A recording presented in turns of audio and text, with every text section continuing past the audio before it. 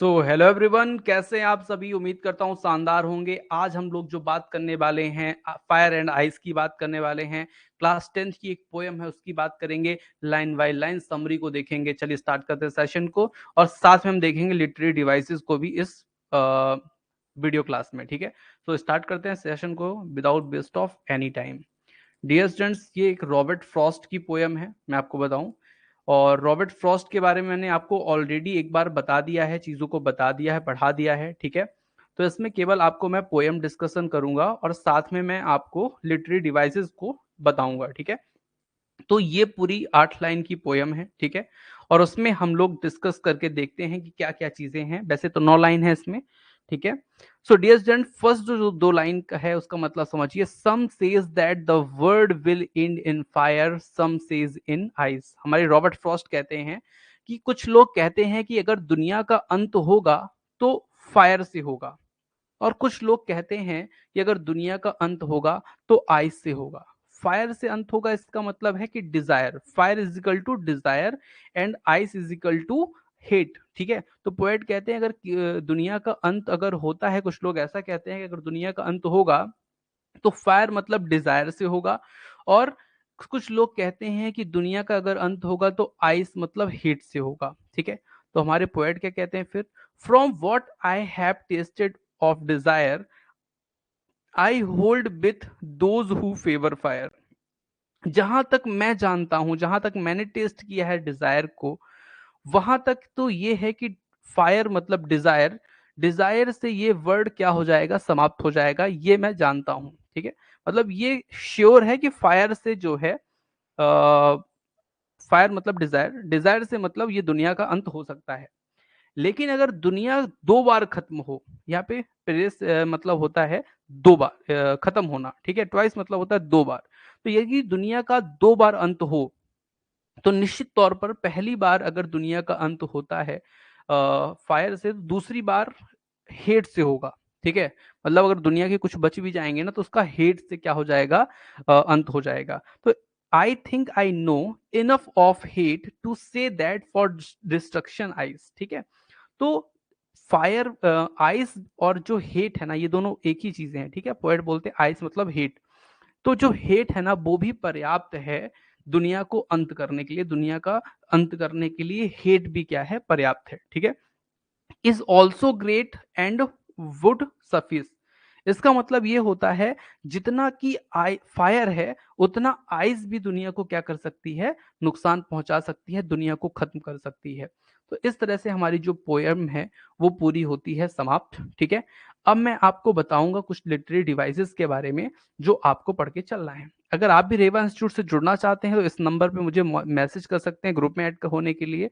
और साथ में आप मुझसे रेवा इंस्टीट्यूट ऐप में डाउनलोड करके उसमें रेवा इंस्टीट्यूट ऐप को और हमारे साथ जुड़ के स्टडी भी कर सकते हैं। ठीक है, सो डियर स्टूडेंट्स, अब हम देखेंगे लिटरेरी डिवाइसेस को। ठीक है, और उसमें सबसे पहले मैं आप लोग को कुछ स्पेलिंग्स बता देता हूँ।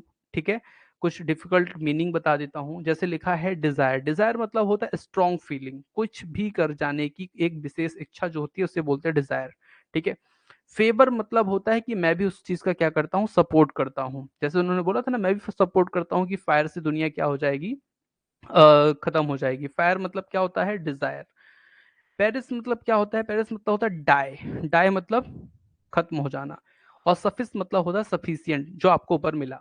ठीक है, फर्स्ट लिटरेरी डिवाइस जो बहुत इंपॉर्टेंट है आप लोगों के लिए वो ये है कि इसकी जो राइमिंग स्कीम है उसकी बात यहाँ पे की गई है।